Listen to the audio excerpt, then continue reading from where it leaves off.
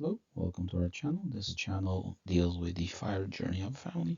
Our net worth goal is $5 million. So this month has been a surprising month. The markets have rallied with a net increase of 150K. This is how we're tracking throughout the years. Uh, Steady growth trajectory, which is what we love. And this is the breakdown of the net worth. Taxable accounts about 1.9 million. The house has actually depreciated by about 20K to about 1 million. And retirement accounts have increased. We have already reached our cap, so this is just the market doing its thing, to 1.3 million, which brings our total to 4.1 million. Awesome. And this is this month's expense breakdown. Childcare, a bit more expensive. This is to do with some summer camps as well as prepaying for some classes that the kids will be taking next year. And the big one of that is insurance. So let's break down into what's going on there. So insurance is to do with premiums going up. So the premiums themselves are going up. This is also we have an additional insurance policy for floods and earthquakes. We're not in a area prone to it. We just like to be safe. So even that policy has increased quite significantly throughout the years. So this is a lump sum payment for the next year, but also the rates are going up. So we expect next year, well, not next year, starting in a few months, to pay about 150 more a month for just home and car insurance. Not pleasant. Travel is, we did a lot of traveling this month and next month. You'll see it break down in the vacation section, but pretty expensive vacations or pretty long vacation as well. But awesome. And the rest of the expenses. So food is a little cheaper just because we've been eating out more. Health is, you still have to do dental work. There's no out-of-pocket maximum for that. Utilities, this is pretty standard, but also the utility companies have notified everyone in our area that they're raising rates more than inflation. So we actually expect the utilities to go up quite a bit this year and the following years. Restaurant, we've been traveling quite a bit, so we've been both eating out and cooking. Yeah, shopping, buying stuff. I don't even know what at this point, which is quite surprising. I really need to dig into that, but it's pretty standard. Like we've been buying too much, like over consuming, which is something we need to take a step back on and see what's going on there. Entertainment is pretty standard. It's the summer, so we're doing more activities when we're traveling. Transportation is fuel, but we also had a car maintenance that was quite expensive, relatively speaking. So yeah, we budget for that. Like there's no surprise. Like cars are an expensive thing to have. It's just not something you like to see too often. We have good, reliable cars, but they still cost money. Internet, the provider has raised its rates, so now it's 80 going forward. I don't think we even got an email on that. I think it's like below their notification threshold. Pet, while we're traveling, we need to board the animal. So this is basically boarding cost. And phone, yeah, some data plans for we're traveling internationally. Nothing ostentatious there. Which brings our total expense to about 17,000, which is quite high even for us. Even accounting for the travel and the childcare, it's like, yeah, not a good place we want to be. We need to take a look at our expenses. We'll do that after summer to see where we can align ourselves with our expected budget because it is sustainable, but it's toward the higher end and of our fire number, and we want to leave ourselves some buffer for eventualities. A little bit about us. We are two working parents with a W-2 income, nothing else, and three kids ranging from age from 7 to 11, and we live in a high cost of living area, which explains some of the costs you see here. Um, it's very expensive to live here. Travel budget plan and retirement is 30K. So we started collecting data about our various vacations and the rest of the video is various vacations and their breakdown of cost. So this was a different type of vacation. We drove to Alaska for the most part. Several kids joined midway and left midway. Um, but this was a long vacation. Food, we cooked out, we camped for some of it. Restaurants, not that expensive, not that much restaurant amount of restaurants. Um, I mean, Alaska is pretty rural for the most part, so yeah, the restaurants are just not that abundant. And doing the drive up there via Canada, it's just fast food restaurants along the way, nothing too fancy. Stays were more expensive than we expected, but this is to do with us opting to sleep in hotels more versus our original estimate of camping. This was to do with the midnight sun and the heat from it, as well as the sun, which caused sleeping outdoors more challenging than expected.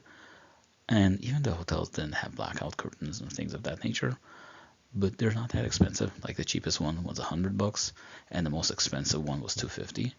And they ran the gamut towards the lower range. Entertainment, we did a few excursions. The bigger one was a glacier landing, that about 1,800 from this amount, and the rest were smaller type excursions. Shopping, we didn't do a lot of. We enjoyed the outdoors, so we spent more times there than in shopping areas. Transportation, this is for fuel mainly, since we use our own car. So as you can see, it's like driving up there and driving back down, and traveling there, not that expensive. Like fuel in Alaska is actually cheaper than several states we passed, which was a big surprise. Some rural parts of Alaska and Canada did have more expensive fuel, but we spent $20-$30 extra for those sorts of things. And this brings the total for about 4 weeks of vacation to $10,000, which is $65 per person per day, which is like one of the cheapest vacations we had. Most of it to do with several nights camping and using our own car, which, um, yeah, a surprise for us, and it makes Alaska a appealing destination because of the nature and the rural aspect of it. So this is our Hawaii vacation breakdown. Flights were about $4,000, food 600, restaurants 660. We didn't eat a lot outside for some of it. Stays are the most expensive part, because we stayed at luxury resorts and paid the price for it. Happy to. Entertainment was, again, excursions, luau, things of that nature. Shopping, not that much. Not because we didn't want to buy anything. It's just like we enjoyed being outside and doing things often, and we just skipped a lot of shopping. Transportation is mostly rental cars for the different islands we were on. Not too expensive, comparative speaking. We did have a car, I think, about 90% of the days. Yeah, just not as expensive as we expected. I mean, this is post-COVID, so prices have come back down. So the vacation, $12,000, which breaks down to the five of us of $170 per day per person. Vacation just the adults took to Japan. So this is just for the two of us. Flights were relatively expensive. The stays was mostly hotels throughout the time, which is a bit surprising considering the lower cost of Japan compared to what we budgeted and planned. It was relatively super cheap to compared to even a Motel 6 in the US, a high-end hotel over there.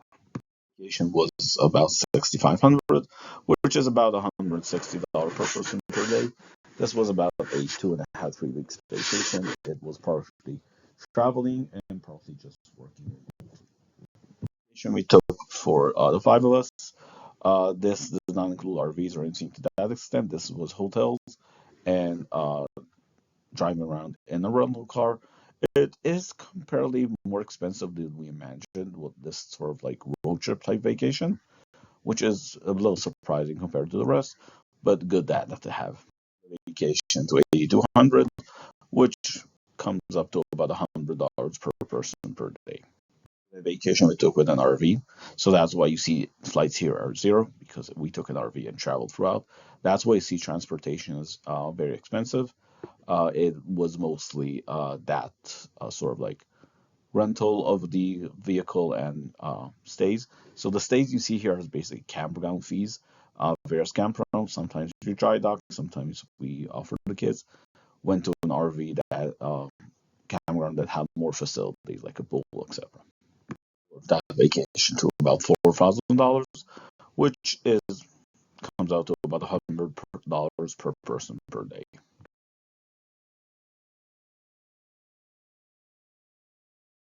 Vacation we took in New York City, Manhattan. We stayed in a downtown, very nice hotel. Um, it was like I think a 3 or 4 day weekend sort of thing. So pretty expensive for like a quick, large, long weekend, but it's something we occasionally do expect to do. So that's why it's like it's super expensive. Like relatively, it's not that much, but it's very expensive per day. A Manhattan is an expensive place to stay, but also we did a lot of activities in that jam-packed weekend. Another high vacation. It's different than the one earlier in this video, but it is nice to see like the difference between them.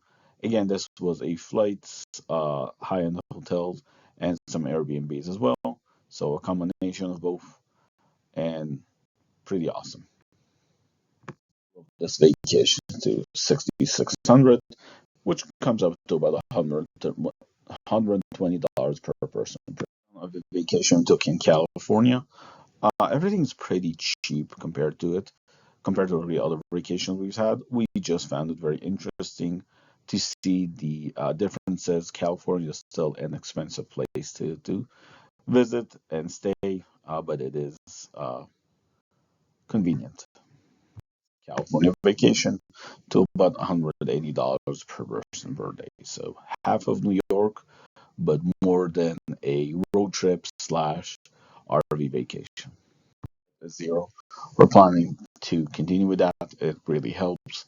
We struggled for years to pay this down before we started making these videos. So thank you for watching, and we plan to post about a video every month or so with our updated net worth.